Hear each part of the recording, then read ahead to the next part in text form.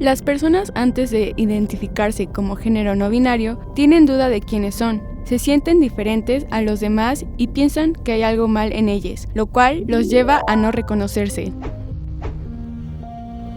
Al inicio de su proceso de construcción de identidad de género, no se identifican con lo que implica ser una mujer o un hombre, como por ejemplo las actividades y roles impuestos por la sociedad para cada género, por lo que se sienten confundidos, excluidos y fuera de lugar. Normalmente, su primer paso para entender lo que sienten es investigar en redes sociales e internet. Sin embargo, acceden a sitios poco confiables en los que la información que se presenta es de poca credibilidad al ser publicada por cualquier usuario en internet. Esto genera que haya variedad de definiciones e información que puede obstaculizar su proceso de construcción de identidad.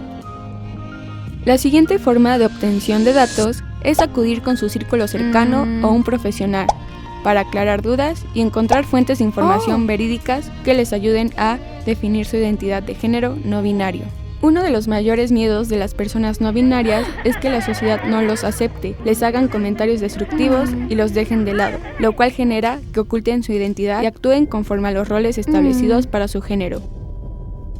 Las consecuencias de las actitudes discriminatorias hacia ellos les generan depresión, ansiedad, frustración, soledad, sentimientos negativos y hasta intentos de suicidio. Ser género no binario no es algo malo.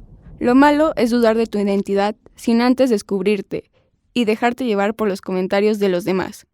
Busca tu espacio seguro.